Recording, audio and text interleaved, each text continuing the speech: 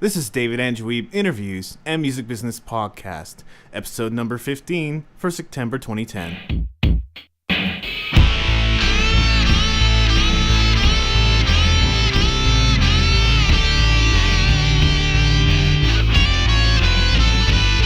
and Wiebe Interviews and Music Business Podcast.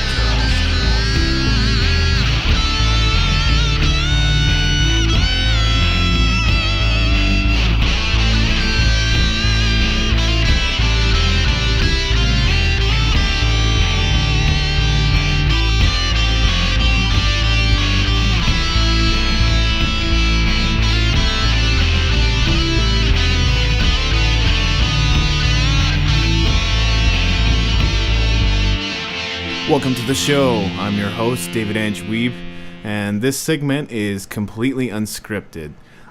Basically, things are pretty busy right now, a little bit chaotic, if you will. I had a fridge that broke down. I've been spending probably, depending on the day, about 8 hours a day looking for some kind of work. I've been searching in graphic design, web design. I've decided also to look into social media and creative director positions, and whatever that looks like, I'm not sure, but I've decided to start looking in those areas as well. So I feel like I have talents besides music that I can certainly leverage to find work, which is definitely the upside. But on the other hand, I haven't found any work yet, so nothing permanent, but I've been handing out resumes and filling out applications and that kind of thing. So possibly, hopefully, it's just a matter of time before we get that together. Kind of like last time, it feels like it's been a long time since I've done a podcast episode, and probably because I've left it here till the end of September to edit it, although I think later on today I'll also be editing the October episode, because really I don't have that much time to be working on this right now, unfortunately, and I'm hoping to just kind of make maybe one day a week to work on my creative pursuits and projects like this one, which, of course, the podcast currently brings no income. That's okay. It's my passion. I like audio engineering. I like creating music, all that kind of stuff. I'm very passionate about it, obviously, so it's something like I would like to continue doing. So I played a show at the house on September 17th, I believe, and that show went incredibly well. Patrick was there, and he was in, I believe, episode 3 of the podcast. I interviewed him, I guess episode 4, probably episode 4 or 5, and he's been backing me up on keyboard and guitar, which is very cool to have a little bit of accompaniment that I didn't have before. So I think that brings a different dimension to my music, and I think there was a few people that kind of expressed the same thing, that it definitely sounded way cooler. And him and Marco also kind of played a set of their own. Marco is someone that I've just met, but it's one of Pat's friends, and he's a terrific singer. And they played a set as well, and they also had John Stanley on drums. And also opening was Miss Wine Drew. Of course, Drew is me, Andrew. We play a bit of jazz together, so we play some jazz standards. And so basically it was a 3-act night, multi-bill sort of setting, and the feedback has been all around terrific. I'm just amazed and blessed at the same time to receive such praise for the show. And so I'm hoping to play more, and in the upcoming podcast you'll be hearing an interview that I did with Jonathan Ferguson, and I'm looking forward to playing with him in the future as well. I think we're going to try to get some shows going here in October. As far as upcoming shows, I am playing with the Def Leppard tribute band Adrenalize on October 16th at the Blind Beggar, and if you're in Calgary, that's just off of the McLeod Trail. So I'm looking forward to playing these shows.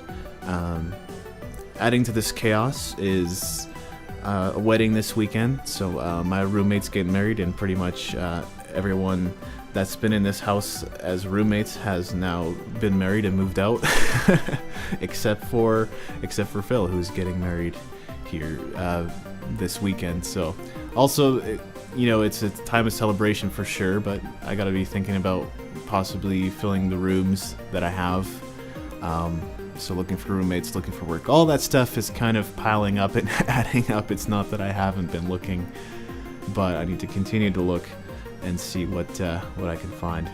In today's podcast episode, there's a couple of features. First one is me talking to Keith about Vulcan Fest. So I know I talked about that in the previous episode, but basically this is the follow-up. This is the real deal. Keith and myself discussing all aspects of Vulcan Fest 2010, and that happened in July, I believe. So that was a really fun event. And later on, you'll also be hearing a bit of a Red Flame announcement. And as it stands, Red Flame is maybe at a bit of a standstill, but I'm hoping still to continue working at it. But basically what we offer, and I think I've mentioned this before, is recording and audio engineering, which I love. I love doing that. I'm really passionate about that, and maybe you can get in touch with us if you are certainly interested in recording. You can email me actually now at Wiebe, W-I-E-B-E, at redflamerecords.com, and I'm working on getting the website set up. I think I mentioned in a previous episode that there was a temporary kind of website set up, and that's been taken down. I've installed movable type, which I intend to use for the website, and we'll be kind of building the structure on top of it. But we're going to be keeping a blog, hopefully, and all that kind of stuff. So, I mean, it's coming down the pike, I guess. It's not... don't expect it to be up tomorrow or anything, but keep working at it. And if all goes well, I'll also be putting out the first episode of the Spark Vinyl podcast, which is going to be the Red Flame Records podcast. So, 2 podcasts, that's a lot to do, but, it's a challenge that I'm willing to try and do. So, but it feels good to sit here in front of a microphone and just to chat with you and let you know what's going on.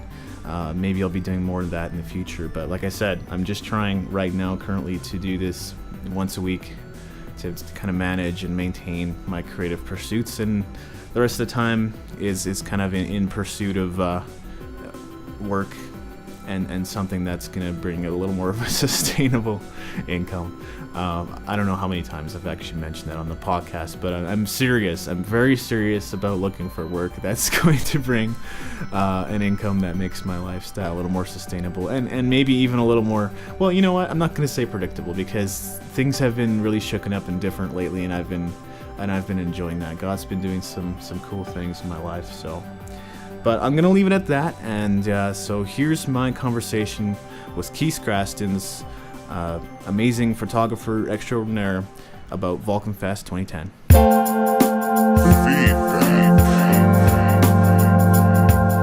If you have any questions or comments regarding this podcast, send an email to comments@daw-music.com. We're sitting down here today with Keith Skrastins to talk about... I'm sorry. I'm a little late. We're here to talk about Vulcan Fest, of course, 2010. 2010 Vulcan Fest. It's amazing festival that's held northeast of Vulcan every July, and it is a full day, 24 hours of nothing but fun. Just a whole bunch of music, people out enjoying the sun. Or too much sun. Yeah, burning is the case, maybe. We were being cooked alive. I remember David telling me, looking at me when I'm standing in the middle of this field, and he goes, "Keith, you look like a bag of crap, put some sunscreen on." I'm like, yeah, I guess I better. So I did, and I was peeling. Not a week later, not 2 weeks later, but 3 weeks later, I was peeling. Yeah, I don't think those are my exact words, but it did happen. But you did say I did look like crap, but I believe, or was it someone else that said that? Maybe like a tomato or something. Maybe Greg said that I looked like crap, but we won't get into the semantics of that. So, So why don't we start from the day before, because we were actually doing some preparation leading up to Vulcan Fest. We drove around all day grabbing cases of water, getting our finances in order, grabbing supplies, getting food, getting everything. Like even a week before that, we were getting decals put on my vehicle to represent ISO photography, Independent Society of Photography, that was taking part in Vulcan Fest. And yeah, we had a good full week before Vulcan Fest just to prepare for those 24 hours. Exactly, and I went and got myself a new memory card for my camera because I knew I'd run out otherwise. having used it in on my vacation there out in Portland and California, I ended up using up, I was using just the default memory card that came with the camera. I ended up filling it up like 3 or 4 times while I was down there, so I knew that I needed something a little bit bigger than that to kind of shoot the whole day at Vulcan Fest. And even the pros had to do that. I had to borrow a memory card off of someone because my 2 gigs was not going to do it. Well, there you go. Yeah, but we got tons and tons of photos. The Independent Society of Photography (ISO), which I'm one of the spearheads. I spearheaded one the society with Paige Woodbury and Greg Park. We were given 5 press passes to pretty much have full reign of the whole festival and do what we want, where we want, photograph what we want, when we want. And David got one of the press passes, so we could take part in this podcast right now. And we had a good time. Like Greg and Paige took tons of photos. I took tons of photos. It's really a neat experience when there's like 100 or a couple hundred people in front of you as you're on stage as a band's playing and you're walking between the drummer and the bass player just so you can get a shot of the guitarist or the front man, which is really neat. And I managed to get some film shots as well, 35 millimeter, which was good on the fisheye, which is really fun. So yeah, but lots and lots of good bands. David, what do you think of some of the bands? Yeah, let's get to that in a second. Why don't we start with maybe when we showed up to the whole event? So I think we probably got up like 7 a.m. that day. I got up at 5, and as I was getting ready, between the shower and out of the shower and getting dressed, I was actually editing photos from the previous night. Wow. And I was and preparing for Vulcan Fest as well. So I was up at like 5 and working from 5 o'clock till we got home at 5 o'clock the next morning. And I had slept maybe 2.5, 3 hours. Yeah, because you're at the club. I was being stupid the night before. Tell them about what beverages I bought, or what our first stop before we went to Vulcan. What beverage did I pick up? We stopped at 7-Eleven, didn't we? We started at Starbucks. Why did we stop at Starbucks? Well, you got a whole box of coffee. Coffee Traveler. Yeah, you got a Coffee Traveler before we left. I think we also stopped at 7-Eleven before we left, didn't we? I think we got some ice. We got some ice at 7-Eleven, some Slurpees as well. Yeah, that's right.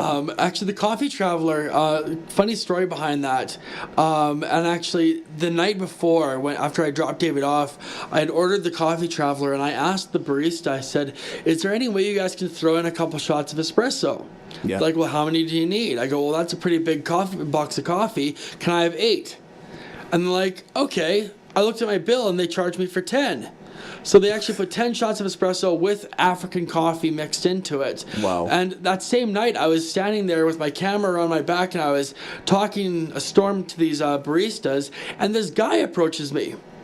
And he asks me if I could take his obituary photo. Right, I remember and this. I was like, that's like the weirdest thing in the world. But he wasn't going to die or commit suicide or anything. He just wanted to have a photo in case something happened, and he updates it every 5 years, and he wanted me to take his obituary photo. Right. So I found that very neat and bizarre. It really, really was a highlight of my day. He's a nice guy, too. I had coffee with him a week later or so. So did you actually end up finishing that big box of coffee? Yeah, I did actually. The same day or no? No. When I woke up the morning or the afternoon after Vulcan Fest, I finished it off. Gotcha. There was like 2 cups left. That's impressive. Yeah. Okay. And so people were really going wow on that. And we did a little bit of philanthropy. We passed water out to a bunch of people. Oh yeah, definitely. And stuff, so that was good. So from there, it was basically an hour and a half drive out to Vulcan. It really wasn't too long. Which was such a blast. Yeah. We just talked about Red Flame the whole time, pretty much. Yeah, exactly. And we must have shown up there around 10:30, 11. And like you said, 10:30 or so, yeah. You know, I had a press pass, fortunately, and I parked next to that ditch that I that's right. Got my boots muddy in, so I had to move the car. Speaking of which, the horseflies, man, they were pretty crazy out there. Yeah. Totally, yeah. And then so we got there, and Paige was already there. Yeah. And she suggested that I sell some of my prints at Vulcan Fest. So she gave me like 15 photo mats to stick my photos on, because I'd printed them the day before. Yep. And the whole time at Vulcan Fest, we were looking for Scotch tape to mat the photos. Couldn't find it, so we couldn't sell any photos. But now I have the Scotch tape, I have the photos matted, so if anyone wants to buy a photo off Keith Skrastins, they're more than welcome to contact me and buy a photo off me. Which you do, because your photos are pretty awesome. Thank you. There's that one at Center Street that's really neat, the one, the light painting of the car driving past. I like that one a lot. Very cool. And my parents have one of the Bay Center downtown hanging in their kitchen because she loved it so much, so Nice. I gave it to my mom. So, yeah, and we got there, and then we met Al, the organizer. He's a really nice guy, really dedicated to the whole festival. Like he's a real trooper on it. And his son Chris, who's in Our Hearts Are Big, they're the ones who created Vulcan Fest, and. They've really created a good thing. It's like I consider Calgary's indie Woodstock, Totally. Yearly indie Woodstock. So it's really nice. But so he days later I met him at in the south to pick up the press passes, and he gave us a bunch of tickets, which actually we're really grateful for for the organizer of Vulcan Fest. They gave us 10 free tickets to sell, and we could put that money towards our ISO photography, the Independent Society of Photography, Very cool. which is really nice that they did that. And we have our show coming in February, but we'll talk about that in a little bit. Definitely. Then Greg came to the fest. We gave him his press pass. Yep. And we started photographing, and you started researching and studying the whole nuances of the festival. Tell us a little bit about what you discovered. So I was documenting the whole thing a little bit as well. I had my digital camera with me. Definitely compared to the gear that you guys were carrying around, nothing too special. Pales in comparison. Yeah. So I got to kind of observe you guys and the things that you did, and I kind of went my own way. What did you think when you observed us? What did you think? I think you guys are very proactive in taking photos and getting the shots that you guys want. So I think that's very cool. I was also kind of observing and watching the performers because obviously I'm a fan of music first, right? Yeah. What did you think? I definitely enjoyed the early part of the day. There was Flowshine. The Brentwood Music Review with Wayfair, Flowshine. That too. Chris Whiteway. But before that, there was Flowshine. Yeah, but Flowshine's part of the Brentwood Music Review. Yeah, so I really liked that early part of the day. Very memorable for Great me. concept, huh? Like for all those bands to get together and kind of like collectively. Like I think there in all 3 or 4 bands, there's at least one member from each band in the band. Like, if that makes sense. Yeah. Chris Whiteway is just an awesome guy, really talented musician. And then you got Jer Earnhardt, I think is Jer Earnhardt from Flowshine. Sounds right. Really talented cat. And then you got the other ones like John Cheatham, like Wayfair, like all those bands. Like they're really nice, awesome guys. Yeah. Really nice, awesome guys. And the cool thing about Vulcan Fest is it's practically in the middle of a field, like sort of in the middle of nowhere. A green patch in the canola field. But it's really picturesque. Like it's summer, being summer and everything, it's really vibrant. So the sky's like blue, and the grass is just very green. And the canola's yellow. Well, yeah. No, but you know what I mean. Like, yeah, it's totally. No, but it's just everything. really vibrant. All the colors around there, and I think that comes through in some of the photos that I took. Even if you check my Flickr, I've been uploading some new ones. So hot. Oh man, we show up at 11 a.m. and it's already pretty well cooking. And here's a guy, Keith Skrastins, has not worn a pair of shorts since gym class in grade 8, and I refuse to wear shorts. And here I am in these semi-thin, semi-thick Guess jeans, dark Guess jeans, and I was just burning. Yeah, and in my sleep-deprived state, I wasn't overly social either, but I didn't think to wear shorts either, so there I am in a pair of jeans, and fortunately kind of a half-sleeve shirt, button-up shirt, but... And there was the real star on the acoustic stage. What was his name again? Oh, yeah, well, see, that was the cool part about the early part of the day was actually they were looking for people to perform on the side stage acoustically in between the band's sets. So I went and asked, could I go up and play? And because I just asked, can anyone go up and play? And they're like, yeah, sure. So I had my acoustic guitar with me, which... I talked you into? Yeah, so thank you, Keith, for I told you, man, there'd be jamming everywhere. Yeah.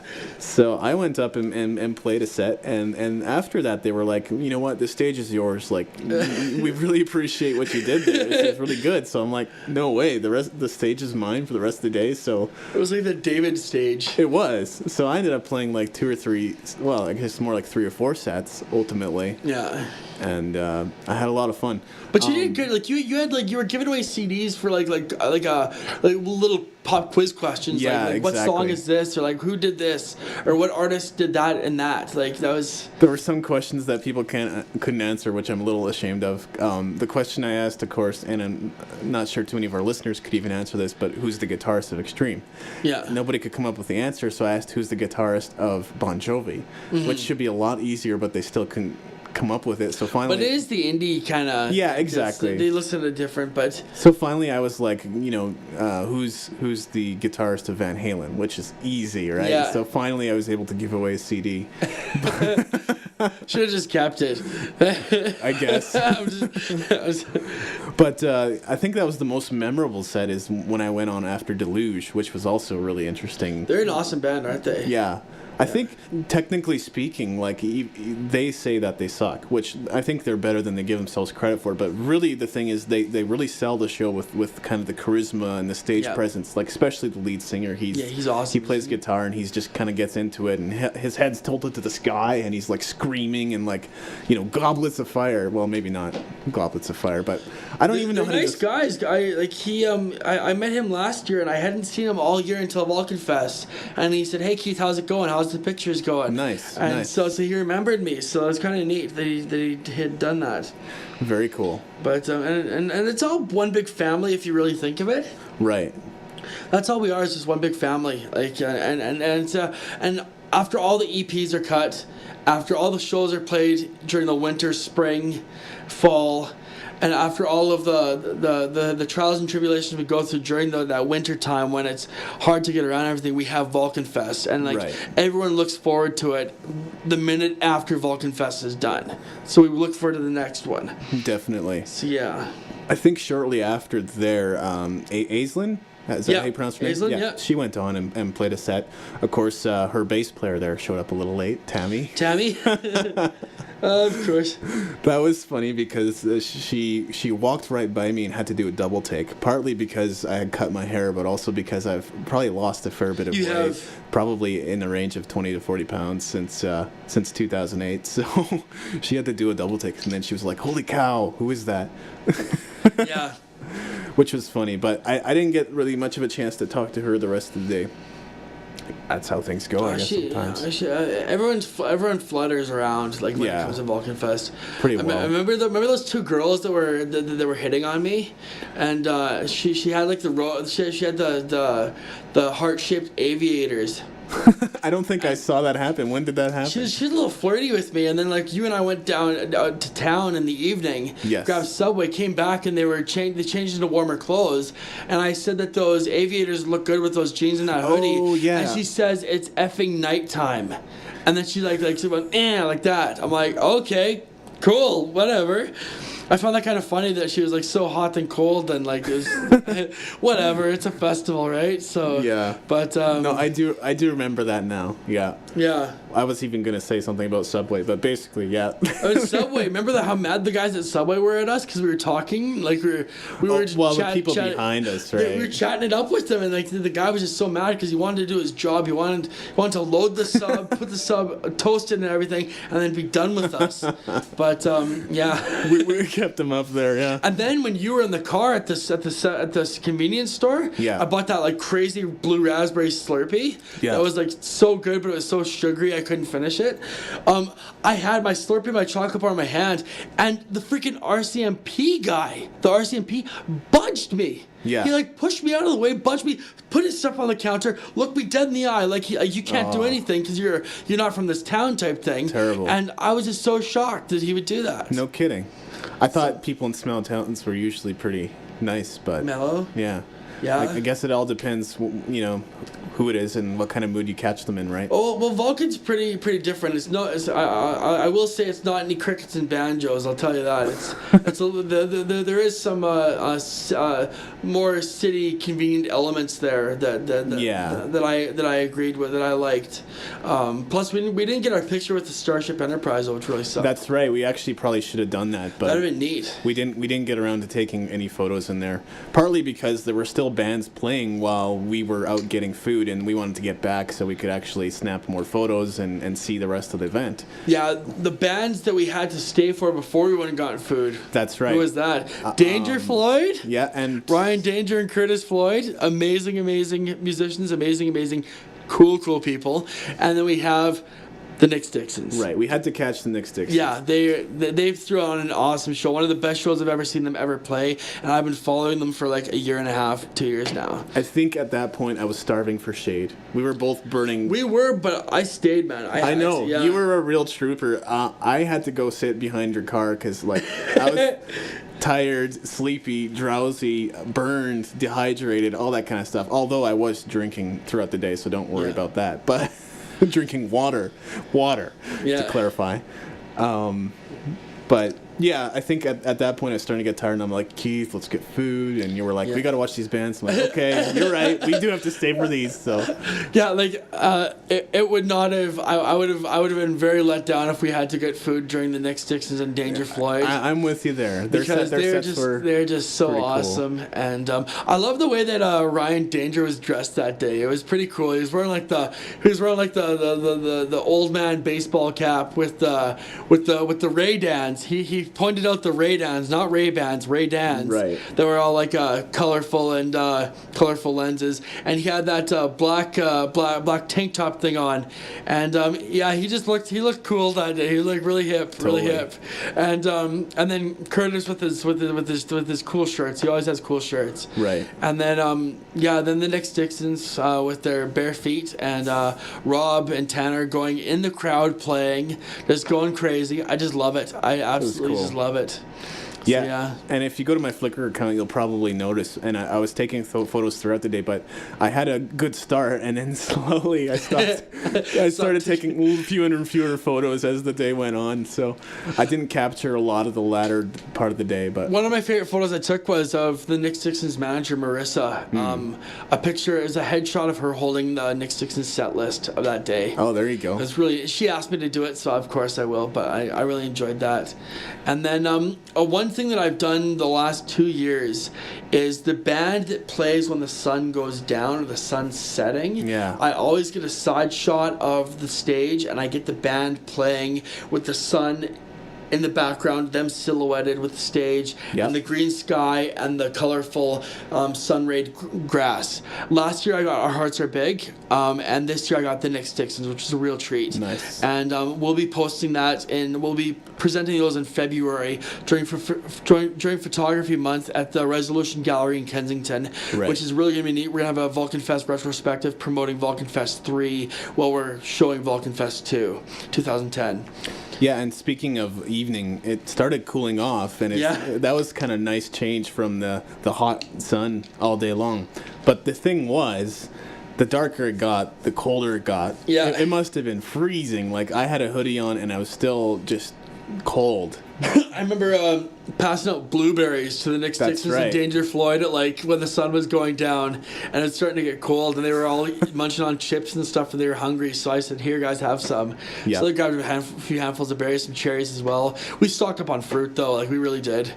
We're a little more health conscious, where food's concerned. Yeah, I think whenever you go on the road, it's a good idea to just kind of keep a cooler with you. Otherwise, the tendency is to just eat unhealthy and not take care of yourself. So it's good to keep just kind of granola bars or just fruit. We could have gone to A&W, but we went to Subway. Yeah, exactly. We could have brought in chips and candy, but we brought what was it? Granola. Water, granola, and fruit.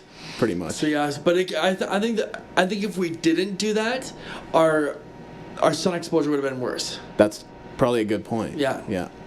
Would have been worse. But no, so as the night went down, we had a bunch of other bands play, which is really a really good treat. But I was really looking forward to Telly and BPO, Black Phoenix Orchestra. And you know what? For good reason, my friend, because Telly's set probably it just blew it out of the water. I thought it was great. Yeah. They're a tight band, aren't they, my friend? Yeah. Rob Rousseau, he's just an amazing guy, and I'm very privileged to know him as a musician and as a friend. He's just a really nice guy, really helpful, and he's so talented. Yeah. And the same thing with Tim. Tim's a talented keyboardist as well. They're amazing. They're just amazing, and I just give them an applause and accolades, nothing but accolades. Absolutely. I know their music has probably almost gotten me speeding tickets a few times, or they will eventually get me a speeding ticket because I like to speed when I listen to their music. But it's because it's a little more high powered. And then, sorry, dude, you were gonna say something. Yeah, earlier in the day, I swear this is leading somewhere. Okay. Earlier in the day when I played the acoustic stage, I bonded with the guys who were sitting directly in front of the acoustic stage. I saw that. Yeah, I ended up hanging out with them a little more. But yeah, after we came back and got food, I started hanging out with them again later in the evening while we were watching some of the bands play. And I didn't realize how loud it was until I got up close to the stage, and the speakers are right there, and I'm like, this is too loud. There's people dancing too? Oh yeah, and people were starting to dance and really get into it at that point. So, there's maybe some beer going around too, but not that I would know about that. Okay, what's your story leading up to that? Yeah, no, that's it. That's all I wanted to say. But as I definitely bonded with a few others as the night went on, which was cool. And I think by the time Black Phoenix Orchestra came around, I tried to stay up and watch it, but I was so cold and so tired. You were in the club the night before, though. So yeah, I was being stupid. And then just before Telly and Black Phoenix Orchestra came, my friends Paris and Isabel came, and That's right. They're awesome people. They're good photographers. They're amazing. They have cameras and machine guns. I think it is. It's like this little thing they have going. It's pretty neat. And they took pictures for the Vulcan Fest retrospective for February as well. And they came in late. And they have some stories that we should bring them in on for this. That's because they actually got pulled over leaving Vulcan. No kidding. Yeah. Well, that would be a great idea to bring them in. I don't think I even so much as said hello to them because I didn't see them. Okay. I don't think I saw them. They work at Black's Photography. Yeah, no, because I think we went to Black's the day before and I actually had a chance to meet them. They're awesome people. They're just beautiful people. They're awesome. Yeah, very cool people. Yeah, Paris is one cool cat. Yeah. And I met him when he played a house show for me. Right. The House Cafe. Nice. And did that. And then, so they came, we started photographing. I remember I wanted to shoot Telly black and white and Black Phoenix Orchestra, a lot of them black and white, but Paige cautioned me not to. She said, no, Keith, come on. She goes, with all the lasers and all the colors that those guys have, you have to shoot color. So I took her advice, and I'm very grateful for that advice. Right. I'm thankful that she told me that. Speaking of which, I actually attempted to take some photos in the evening, but my camera showed its limitations at that point, and I knew it wasn't the best. The shutter speed and the ISO and stuff. Just the shots came out dark, and you couldn't make out anything. So I kind of gave up on photos after that point. But then there was Greg doing the Matrix. Did you see Greg doing the Matrix? No. Like he would be on stage, and he would like slide past the musicians, and if their guitar arm would move, he'd duck under it and take a photo, duck back under it, take a photo, slide through. He even was standing on the edge of the stage with one foot and the other foot balancing him as he's taking a photo. Then he jumped down. He was a real trooper there. He did a good job. He was a cool guy too, and I had fun hanging out with him as well. And he's awesome to hang out with, Greg. Yeah. And then Paige as well. Paige did a song with Black Phoenix Orchestra at the end of the night. Right. And I know we're a little all over the place here, but that's what it was like. It was just all over the place. Exactly. But that kind of represents most of the day, save for the death metal that I guess we haven't talked about. I took 4 photos of them, and that was it. I think that was the same for me. It wasn't my style of music, and I hung out with the hippies beside I hung out with the mellow guys, but beside the barn when that band was playing. Right. We were just sitting there talking and stuff. So yeah, so, God, yeah, the mellow guys, yeah, like Devin and Jer and Kitty and John Right. and all those guys. It was fun hanging out with them, and we were like, Is there another reason they were mellow? oh Okay, let's not even go there. no. But the thing that really offended me was. That metal band made reference to something about the war on terror, and That's right. and Yeah. it seemed really off color to me, and it was a little out of its place, I believe. But I'm not to judge what their views are, but it's just No. that like the crowd that they were presenting it to is it has a little different. I guess- they're a little more liberal in their thought. That's something you have to be aware of as a musician, is what you're saying from the stage, and who your audience is, right? Because these are indie kids. They just want to be there to kind of enjoy the day, enjoy the music, that kind of stuff. But it's so. something off color. I forget what it was, and if I did remember, I probably wouldn't repeat it. But Yeah. I wasn't too impressed with that. Are they an American band, perchance, or no? No, I don't know. I don't know. I guess there's a lot of political stuff. I'm not pointing any fingers at you, States, but there's a lot of political views going down oftentimes in settings they don't really belong in. So. Well, us as artists, it's almost like we feel like we have a responsibility to call people on their crap. Right. You know what I mean? Like, and no, it's the truth though. Like, Yeah. we almost feel like we have a responsibility, and us as artists, we're observers of the world. We're observers of the human condition, and we and without us presenting our thought or our take on that, we're not artists. Right. So. But no, Black Phoenix Orchestra was just amazing. Like Darren, Greg, Chris, Devin, and Tyler. It was they're probably one of the better bands right now. Like they're really shining. Their stars are really shining, and I think that they're very talented. They're almost I'd consider you consider them a super group, because like the bands that all members have come from have had much success, and then now them doing their own project on this Black Phoenix Orchestra, they're having much success as well. Right. So. I caught 2 or 3 of their songs ish, and I found them to be sort of progressive psychedelia, like 60s style stuff. Blues and gospel almost. Yeah, as would well. you describe it? Yeah, it's beautiful. It's neat music for sure. It's very, very badass. Because it was so cold, and even though there was a communal fire pit, I just decided to go to sleep in Keith's car there, because I was. They had trail mix crashed. littered everywhere, and had like bottles of water here. I just didn't cleaning care. that car the next day was horrible. I bet. Oh man, and the trail mix was even worse because it was so hot that day. Yeah. And all the oils from the peanuts and the raisins were like it just soaked the whole. Oh, no. Disgusting. Do you still have my travel mug? Yeah, it's my parents' Oh, house. there you go. Yeah, I think I man. left it in your car that You day. did. It's pretty neat. World Skills, I think it was. Yeah, something World like Skills that. competition one. Yeah, sounds cool. about right. Cool. Yeah, and so David and I decided after the bands played. Yep. Oh, and I got an interesting phone call when Black Phoenix Orchestra was playing. Is that right? My friend Michelle from Australia, she just came to Calgary that exact day, and she called me, and we just started talking, and like that's and I was talking to her. BPO was playing, Nice. and it was kind of neat because that's the first time I ever talked to her, like on phone or whatever. It was pretty neat to talk to her. That was a neat experience, just to have this phone call out of the blue. But yeah, it's just pretty neat. Then after everything was said and done, we said our goodbyes. You slept in the car. Yeah. I said my goodbyes, and I talked to a bunch of people and thanked Al and Chris, the organizers. Absolutely. And sorry. Speaking of Chris, I got some awesome iPhone video of Our Hearts Are Big. They're one of the neater bands of Calgary. They really have a cool sound to them. Did you listen to them? I'm pretty sure I heard them earlier in the day. They were really neat. I like their sound. They're really cool guys. Like, yeah. Speaking of which, Al, if you're listening to this, consider booking me for next year. I'll try to get a band together. Nice. Well, try for it.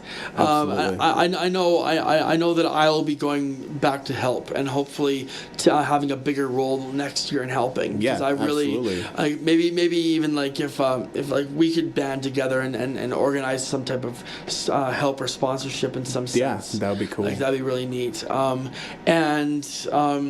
we said our goodbyes. We got on the road.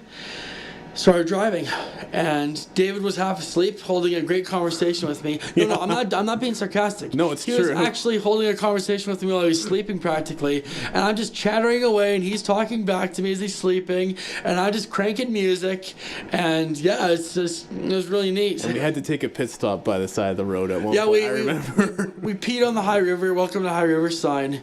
I did, yeah. I think that was one of the things that actually woke me up when you got in the car. It wasn't the fact that you got in the car, it was the fact that, I really have to go to the bathroom. And no offense to High River or anything, I'm sorry. No. Like, We love High River. Yeah, we love High River. We love High River, absolutely. And last Vulcan Fest, we got lost in there for 2 hours, but my friend Dave and I. Oh, I know where I'm doing. We got, he took a side turn or whatever. I took the wrong turn and we drove through like the suburban part of High River for like ever and ever. Finally stopped in a convenience, a 7-Eleven, and I had to go to the washroom and I asked these like two convicts that worked there. I was like, no, they were like convicts, like fresh out of prison. And so what happened was, I go, can I go to the washroom please? Like, no, we can't let anyone go to the washroom after 11 o'clock. I'm like, what are you talking about? We got drug addicts go in there and use. I'm like, dude, do I look like a drug addict? Like, I'm pretty clean cut in a sense. And he's like, sorry, there's a bush that the cops don't go nearby out back there. Like, yeah, right, I'm gonna go to the bathroom in a foreign town where I'm not gonna end up in jail tonight. No. So we drove a mile out of town and went on the exiting High River. So in 2 years I've done I've peed on the entering High River sign and the exiting High River sign. Right. So that's a little off color. I apologize. But hey, no worries. It's just a nuance that we have to. But hey, on the upside, this year our travels went pretty smoothly, right? We didn't get lost. I think we pretty well made it. How did you feel with the cranking the music the whole night, like the whole ride home? I'm not sure I noticed it, but I was cranked, dude. It was cranked. No, it's true. It was. Like a lot of hard rock. I remember vaguely. What songs was I playing? I don't know. Do you remember any? I think you might have played some stuff from the 80s, but I played some 80s stuff, yeah. I can't think of what. 90s, I'm a huge 90s yeah, junkie. he's big into Free 90s. by the Martinis. That was off the Empire Records soundtrack. Maybe this is why I didn't recognize most of what you were playing. Why? Because it's all obscure kind of stuff? I think it's because like you and I, it's not that we have completely different tastes in music, but just that we listen to a lot of different stuff. Yeah. Right? Velocity Girl, Forgotten Favorite. Again, that was on the Clueless soundtrack. That's an awesome song. I don't even know what that is. I remember listening to Fake Plastic Trees by Radiohead. Yeah, I remember listening to that one. Another band that I've hardly listened to. I know. Son, damn, man. Damn. I haven't listened to a lot of bands that influenced a lot of current bands. That's what my work's mainly influenced by is the 90s music. Right. Yeah, and UK disco, early 2Ks. No, but so we got home at like 5 o'clock. 4 or 5, yeah. No, 5:30 I think it was. That sounds about right. I dropped you off here at 5:30, and Keith, in his true fashion, had to go home and upload all the photos, look at all the photos, and then he had to edit a couple of them. So I didn't get to bed. I went to my parents' place that night because David's house is close to my parents' house, and I was house sitting for my parents the next day. Anyways, my dog was there, so I edited a few photos, went to bed at like 9, woke up at 11 to see my parents off to the airport, to their travels, and I stayed up the rest of the day and watched a Jersey Shore marathon. You're a real trooper, man. I don't know how you do all that. Yeah, and then I fell asleep at like 4 in the morning again. Right. And I left the back door open at my parents' place, and the dogs were outside and they were barking. Right. And my neighbors were calling at like 4:30 in the morning. I was like, darn, because like I didn't want to deal with them because like they're very in their ways kind of people. Right. And so I put the phone down, just let the dogs in, let them in. They called again. The reason why they called is because they're worried about me because the dogs were outside and the door was open and I just fallen asleep. Right. I let them out to go to the washroom and to the bathroom, and then I was gonna like watch some TV while I waited for them, but I fell asleep. Huh. So, but that was a good house sitting trip too. Like, Very really cool. neat.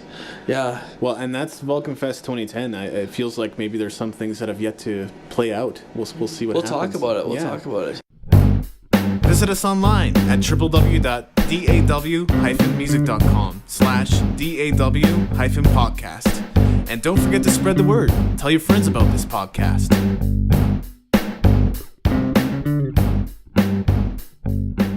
Yeah, so basically we're in the process of branding or rebranding as it may be. Red Flame business. Records. Yeah, Red Flame Records. Red Flame Records. And I am now a partner. I'm 50% partner now. Am I correct? 50%?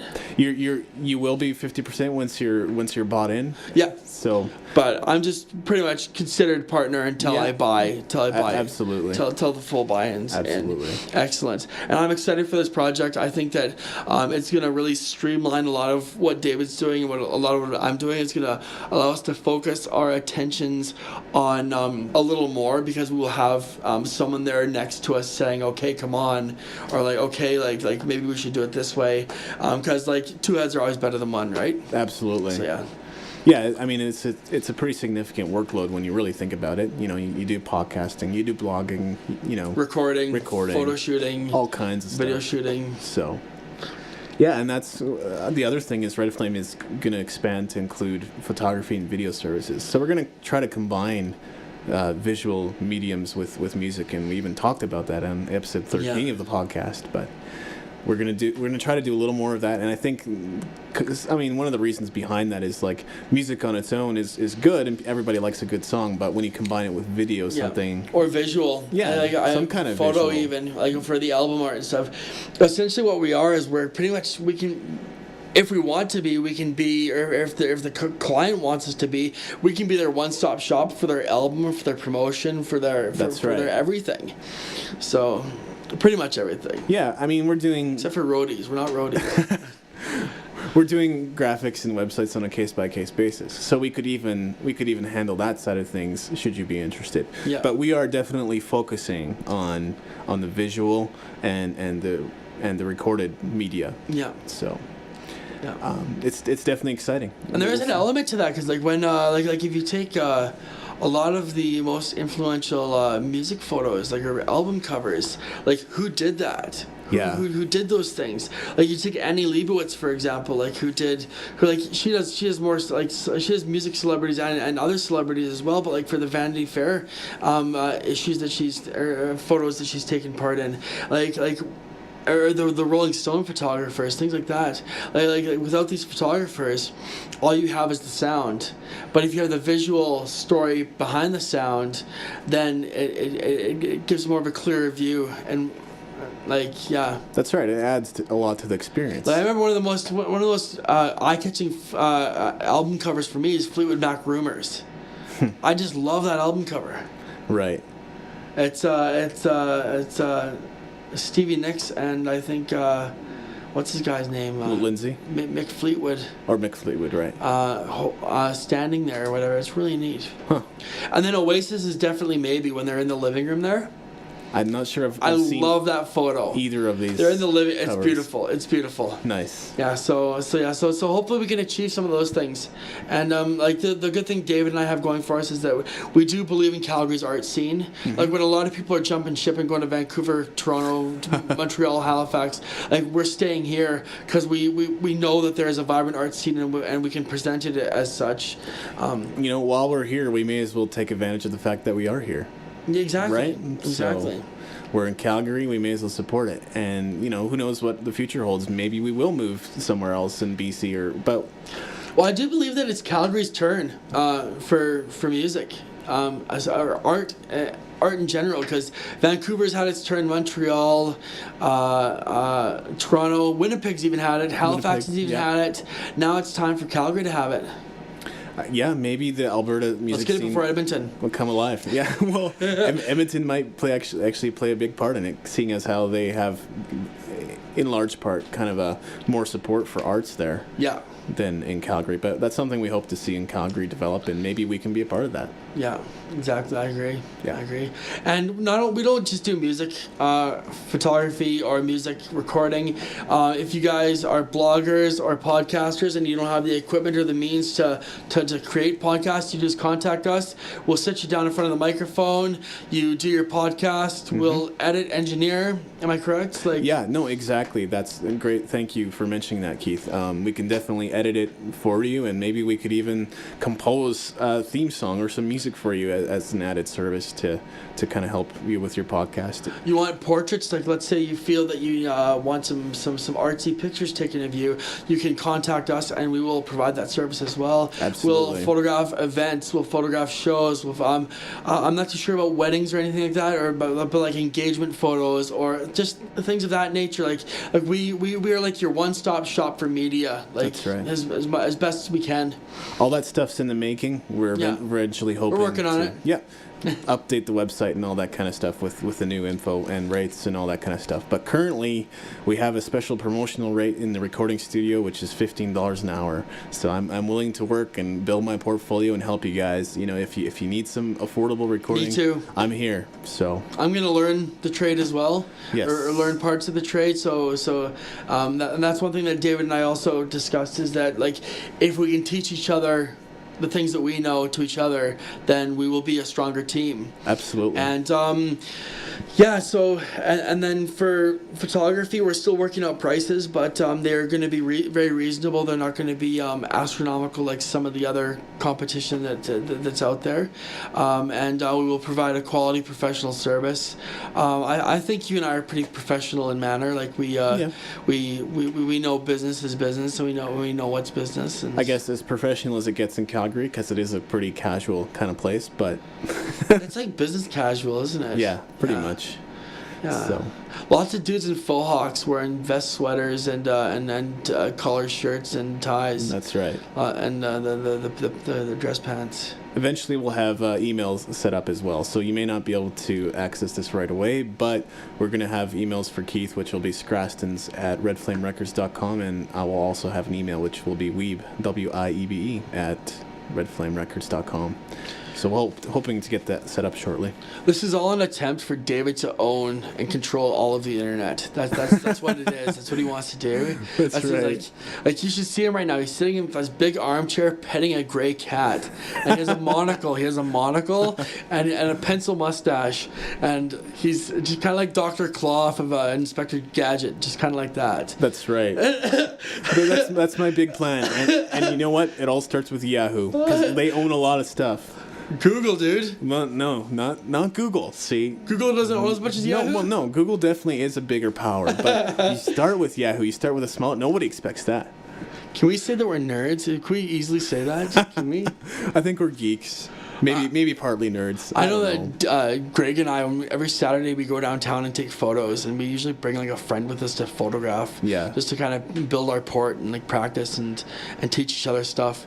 And it's so scary because like this person that's with us, like the model or whatever, knows nothing of photography or any media of any sort, and we're talking. And the whole time it's like a two-sided conversation between Greg and I, talking about photography. And then periodically we'll step back and we'll go, wait a minute, like, sorry, we didn't bring in the conversation. We're sorry. We're total nerds. Just don't mind us.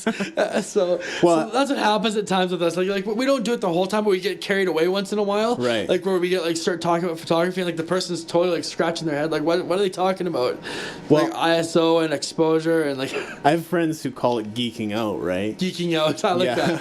I'm geeking out. Basically, it's something you're excited about and you love doing and you're passionate about. That's why you talk about it, right? Yeah. So, when you get to talking with people, what do you talk about? That's often kind of linked to your passion and what makes you excited, right? Yeah. We'll make you a photo geek in no time.